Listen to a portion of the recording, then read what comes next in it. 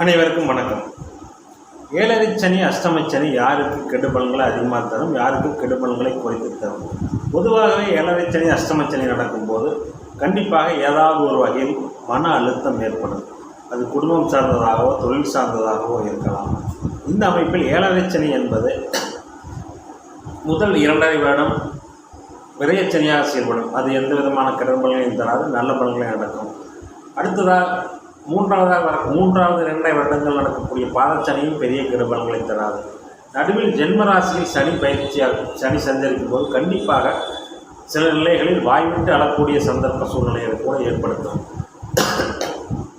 இந்த அமைப்பில் ஏழரை சனி யாருக்கு கெடுதலை அதிகம் தரும்? பொதுவாகவே ஒரு ஜாதகத்தில் லக்னாதிபதி வலுவில்லாமல் சந்திரன் ஜாதகத்தில் பாதிக்கப்பட்டு சனியும் பாபத்துவமாக இருக்கும் நிலையில், அவயோக திசையில் நடக்கும் நிலையில் ஒருவருக்கு அந்த ஜென்மச்சனி காலங்களில் கடுமையான மன அழுத்தங்கள், பொருள் விரயங்கள் போன்றவை ஏற்படும். இதுவே சந்திரன் நல்ல நிலையில் வளர்நிலை சந்திரனாக இருந்து லக்னாதிபதி வலுத்து யோக திசையில் நடக்கும்போது ஏழரை சனி சிறு பாதிப்புகளை மட்டுமே தரும். என்னதான் கோச்சாரம் வேலை செய்தாலும் தசாபுட்டிக்கு உட்பட்டது தான் கோச்சாரம் என்பதற்கிணங்க ஏழரை சனி காலங்களில் அதிகமான மன உளைச்சல் ஏற்படுவது லக்னாதிபதி சந்திரன் கெட்டவர்களுக்கு மட்டுமே. அதே போல உடைப்பட்ட நட்சத்திரங்களில் பிறந்தவர்களுக்கு ஏழரை சனி பெரிய கெடுபலன்களை தராது.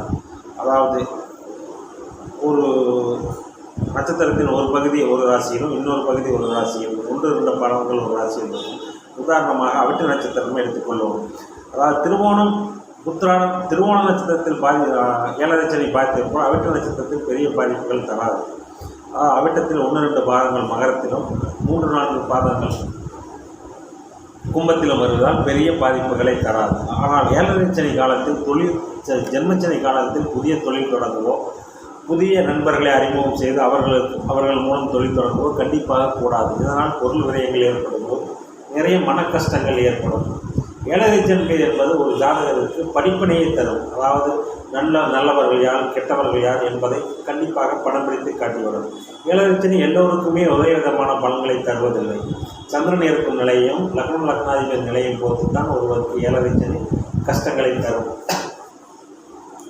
மேலும் பார்த்தீங்கன்னா அந்த ஏழரை சனி காலங்களில் மன அழுத்தங்கள், பொருள் விரயங்கள், உறவினர் விரோதங்கள் இருக்குமே தவிர புத்திர பாக்கியம் போன்ற விஷயங்களுக்கு ஏழரை சனி பெரிய பாதிப்புகளை அனுபவத்தில் தருவதில்லை.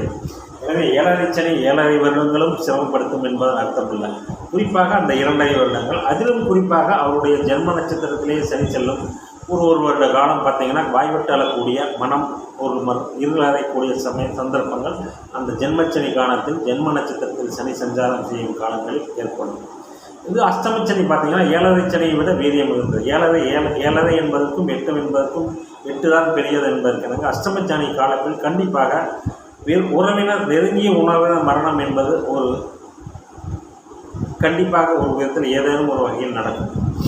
அதுபோல் பண கஷ்டம், மன கஷ்டம், உறவினர் பகையாதல், குடும்பம் பிரிவு போன்ற சூழ்நிலைகளை அஷ்டமச்சனி தரும். இதுவும் அஷ்டமச்சனியும் அப்படித்தான். லக்னாதிபதி வலுத்து அவயோக திசைகள் நடக்கும்போது தான் அவயோக திசைகள் நடக்காமல் யோக திசைகள் நடக்கும்போது சந்திரன் வலுவாக இருக்கும்போது அஷ்டமச்சனி பெரிய கெடுபலன்களை தருவதில்லை. அதாவது சிலருக்கு ஒரு 10% பாதிப்பு என்றால் சிலருக்கு 100% பாதிப்பு உண்டு. 100% பாதிப்பு ஏற்படும் ஜாதகங்களை பார்த்தீர்களேயானால் அங்கே லக்னாதிபதி கெட்டு 6-8ஆம் அதிபதிகள் தசை நடத்தி கொண்டிருக்கும். 6-8ஆம் அதிபதிகள் தசை நடந்து அஷ்டமச்சனியும் நடந்தால் கண்டிப்பாக அந்த ஜாதகர் சில நிலைகளில் ஜாதகம் பல்வற்று இருக்கும் நிலையில் ரோட்டுக்கு கூட கொண்டு வந்துவிடும். இந்த நிலையில் ஏழரை சனியின் ஜென்மச்சனியின் தாக்கத்தை விட அஷ்டமச்சனியின் தாக்கம் அதிகமாகவே இருக்கும்.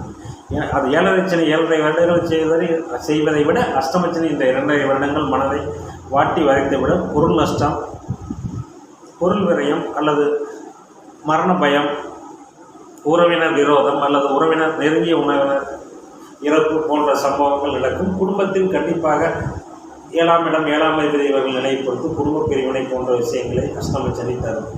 அஷ்டமச்சனி ஜென்மச்சனி காலங்களில், அதாவது சனியின் குருநாதரான காலபைரவரை மனமுருகி வேண்டினால் சனியின் கெடுபலன்கள் கண்டிப்பாக கட்டுக்குள் வரும் என்பது ஒரு நியாயமான பரிகார வழிபாடாகும்.